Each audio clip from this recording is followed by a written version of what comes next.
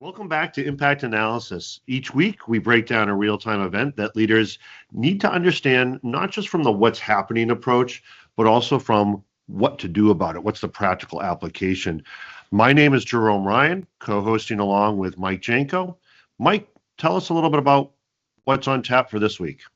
Well, this week, Jerome, we're focused on the major winter storm that began a couple weeks ago and actually wreaked havoc across the whole United States for about 2 weeks. It impacted over 24 states and, large portions of the South, Midwest, Northeast, East Coast, brought a lot of ice, snow, extreme cold, power outages, and major disruptions as well. So over the next 10 or 15 minutes, we're going to cover what happened. Then we'll talk a little bit about why it matters. And finally, our main focus is really going to be around what leaders should be doing right now. What are we going to learn from this event? How can we apply that to future events? Sure. This storm developed as Arctic air collided with moisture from the south, create a long-lasting disruptive weather system. And as we said, it impacted over 24 states, stretched from coast to coast.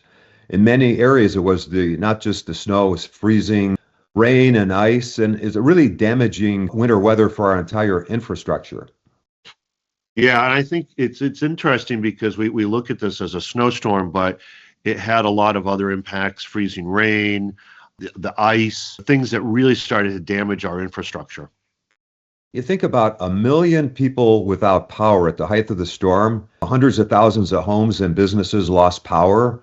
There were over 20,000 flights that were documented that were disrupted. And there were a lot of indirect costs and losses. When we're talking about the total cost, some estimated the total cost to be about, well over $100 billion. Think about that, $100 billion. And there's a lot of indirect costs and losses as well. So you think about lost business productivity with offices, factories, warehouses being closed, supply chains being disrupted, our healthcare system was put under strain. Travel, tourism, government offices, everybody was infected, right? Yeah, absolutely. And when you put up numbers like that, $100 billion, those types of numbers make me think of things like hurricanes, other types of storms that have a little bit of advance notice before they make landfall or impact to companies and people. Just unbelievable numbers there from this winter storm. Yeah, every critical sector was stressed at once. It wasn't gradual. Everybody got hit at once. So energy grids, as we discussed, were damaged. Transportation networks were stalled. Emergency responders, utility crews were needed everywhere. Healthcare staffing everywhere was affected as well.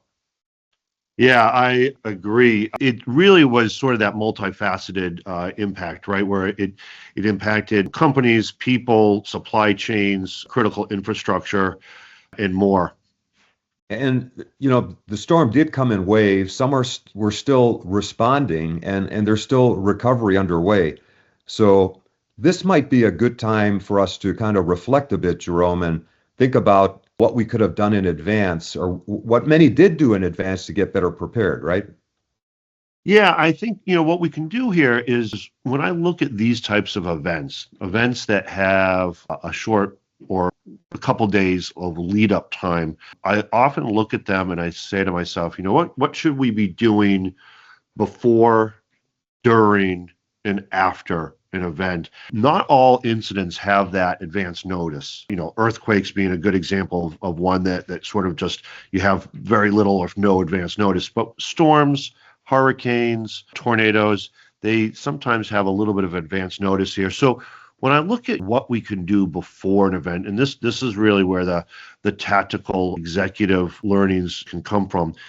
You have some ideas. You can come up with your business continuity plans, your understanding of not just what your critical processes are, also your revenue drivers, things around contractual obligations, understanding, what you are required to meet for your customers, from your regulators.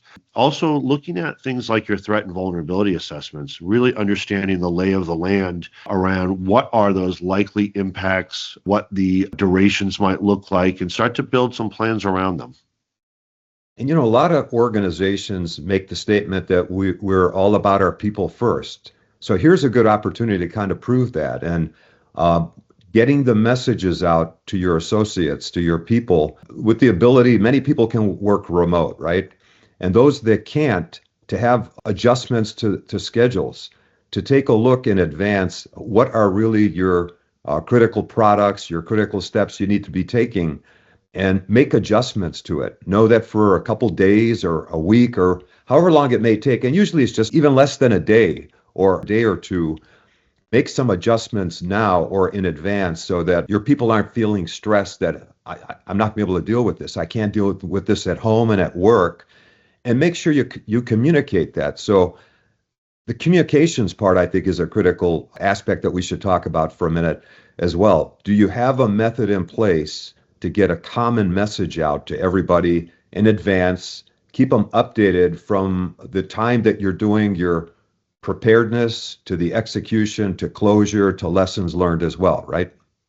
Yeah, I think it's important to make sure that the messaging is consistent, it's predictable, and that you are delivering the right messages to the right audiences. You've got your in-house, your employees, you've got your external stakeholders. Depending on what your company is, that could be your customers. If you're a retail, it could be sort of the public coming in to visit some of your locations. It could be messaging, again, back to your regulators if you're in a regulated industry. I think all of that's important. And what it does is it sends a message that we have this, that we're monitoring the situation, that we're in control and understanding what the impacts are and how we're going to respond to it. As you were talking, I was thinking back to a couple things that we would do when I was the global head of operational resilience for a large international bank. One of the things that we did when we had these predictable events that were coming our way like a snowstorm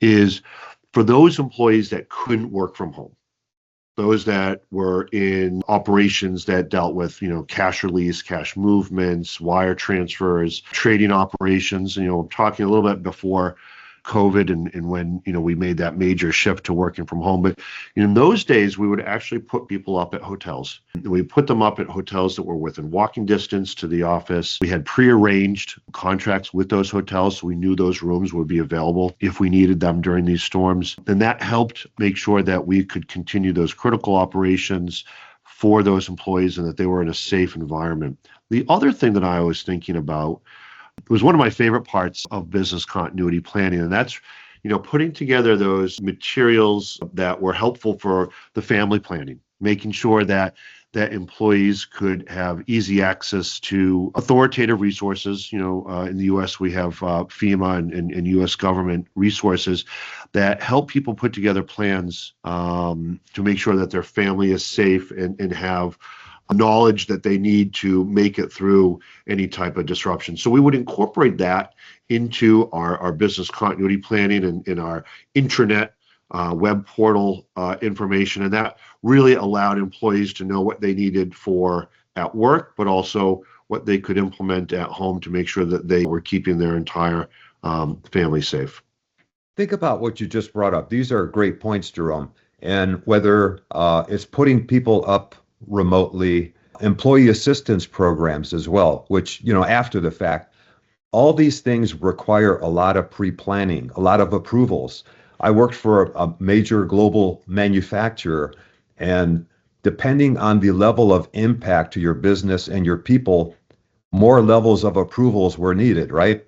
Yeah. So by pre-establishing these things for certain type of events, and now we're talking about natural incidents, and one statistic we didn't bring up is that natural incidents were rated the third highest risk that created business impact in 2025.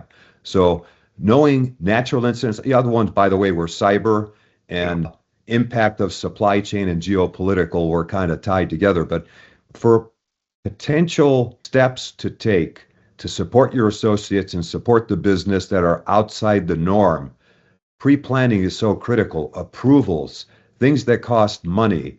And you brought up senior leadership support. The thing right behind that is funding. So you got to make sure that everyone's okay with this, because when things are going well, everyone says, It's our plan. It's our document. When they're not so good, then people start to think, hey, who was really involved in this? So make sure everyone who needs to be involved in it is, make those right decisions. And then it's all about execution. That's right. That's right. So we've talked a little bit about the before and the during the incident. So now that, if we look beyond that, the incident's passed, what can we do to increase our knowledge, to increase the resiliency of the programs and the company, doing things like after action reports, doing things like modifying testing and exercising. What are your thoughts around that, Mike? I think there's a lot of key parts of that are part of the journey to be effective. You get evaluated in a couple different ways. The question is, did you do what you said you're going to do? Did you deliver what you said you're going to deliver? So make sure you identify what your plan is for the year, who's going to be involved, what actions and steps they need to be aware of, and then get them engaged. In a good way, I know we both worked in getting teams engaged, are exercises, like a tabletop exercise, to do a simulated walkthrough of a winter storm. Who's taking what steps? Do you have your documented plans for what do you do before, during, and after? Do you have a one-pager? Does everyone know how you're going to communicate with them? How are you going to contact and who's going to contact your critical suppliers, your customers? What steps do you need for approvals? And have all this kind of vetted in a plan. It doesn't need to be a day-long plan. Everyone's busy. When you send someone an invite for a 3-hour exercise, the first thinking is, oh my goodness, how am I going to squeeze this in? But having short duration, multiple opportunities to test and vet your plans is critical. Wouldn't you agree? Yeah, and I love the idea of the short bites, right? Because sometimes you do need to have the long exercise because you've got just an area that you really need to dive deep into. But the short exercises, the short reminders are also really important to maintain that muscle memory. Why don't we segue into takeaways? 3 things that leaders and executives should know. Well, the first thing I think, Jerome, if something is big, like you're hearing winter storm or hurricane or any type of significant risk that could repeat year after year, treat it like a system-wide crisis. It's not just an isolated event. Be prepared to stage in a way that's scalable. If it needs to get bigger, it should be. If you need to get other people involved, you will. If you need to take additional steps, you're prepared to do so. Yeah. And I'd say, decisive action and clear communication is really important, especially in those first 24, 48, 72 hours. That can significantly reduce harm, both people and to facilities and critical processes. And I think maybe our third key takeaway, Jerome, should be the recovery planning begins before the storm does.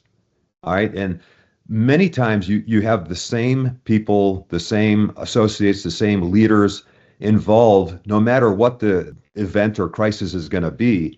So do your planning well in advance. Think continuous improvement. Anything you learned previously should be to your benefit the next time around, right?